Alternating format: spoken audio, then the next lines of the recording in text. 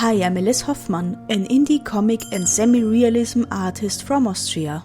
You may have noticed the title of the video and wondered, what's an accidental self-portrait? Well, let's find out.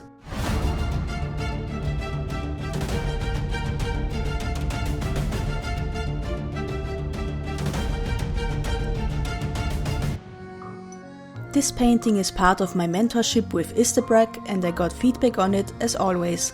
The basic idea for this piece was sort of spontaneous.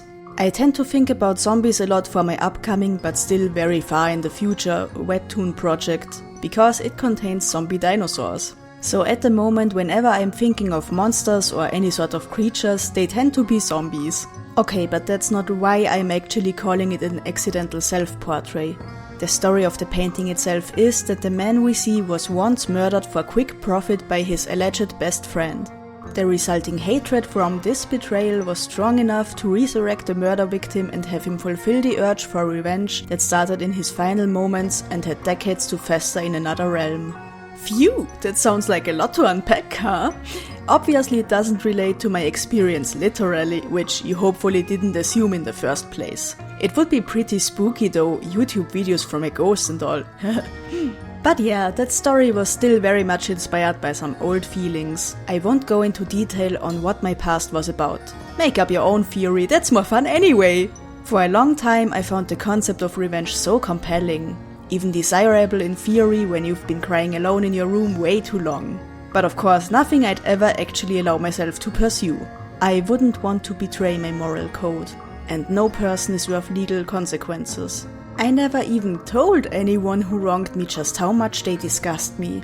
I'm such a goddamn marshmallow. What painting it all in a metaphorical sense did for me though is giving my emotions a space to exist that talking about it with who knows how many people by now never could.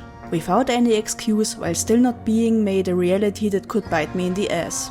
I was able to seal it away, so to say, and in a way I'd say it might also be a subconscious warning signal saying, do you really want this? I think our shadows need their own living space just as our supposed good virtues do. Otherwise they just grow in silence until we snap, break bad, fuck shit up. It's probably needless to say that I recommend expressing your pain in art if you too are in need of an outlet. At some point I decided that I don't have to force myself to forgive and try hiding my bitterness anymore.